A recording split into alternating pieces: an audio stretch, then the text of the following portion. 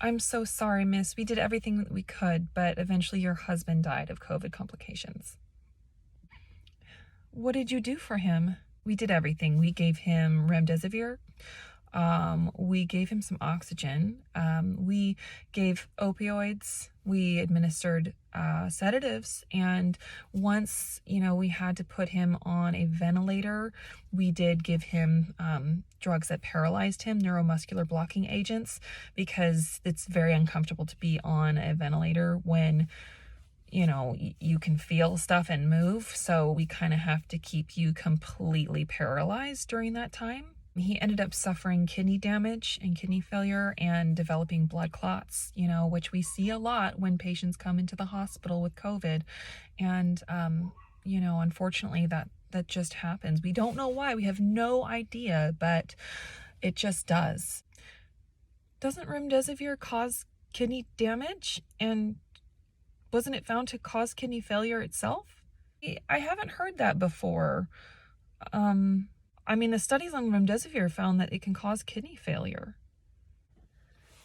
I actually haven't looked at those studies. I know that the CDC recommends it, Dr. Fauci recommends it, and it's just what we've been using.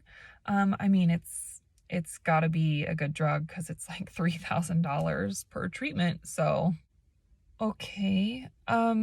And about the blood clots, isn't it known that sedatives and prolonged ventilation can lead to blood clots?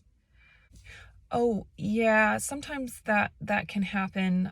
We do have to keep them really immobile, and that in and of itself can cause blood clots.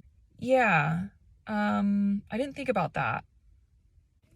Okay. Did you give him any vitamins, like high dose vitamin C or, gosh, thiamine, vitamin B1? I know that there's studies on N-acetylcysteine being so helpful for severe COVID cases. Did you give him any of that? We didn't. That's not really part of our protocol, and I haven't seen those studies. So we're not really allowed to give like high dose vitamins, minerals, and all of that. That's just, that's not what we do. But who knows if like that would be effective anyway. Vitamins and minerals, like people think that's gonna save them. Yeah, okay. Okay. So you didn't do any vitamins or minerals.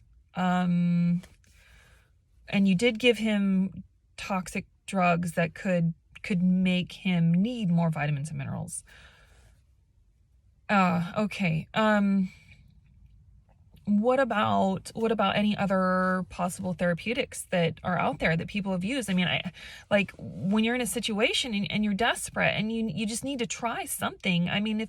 If all the patients are dying based off of this protocol, if they're still dying, why are we still doing this?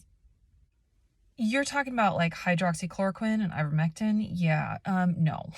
We don't use those, and it's against hospital policy, and we can only use like the approved treatments for COVID. So, whether or not like those drugs were used for decades in human populations around the world relatively safely, yeah, we can't use it. Okay, so let me get this straight. You gave him sedatives, opioids, neuromuscular blocking agents, which paralyze him, remdesivir, which causes kidney damage and kidney failure, and you put him on a ventilator, which all of these things combined can lead to blood clots, and you didn't give him any vitamins or minerals, and you didn't even try to use anything that has been effective according to other doctors in the country or around the world. But you did everything. Look, I'm just gonna do what our hospital protocols tell us to do, and so I can't step beyond those guidelines and those recommendations because we could lose our licenses. So yeah, but we did everything that we could. So I'm really sorry that COVID killed your husband.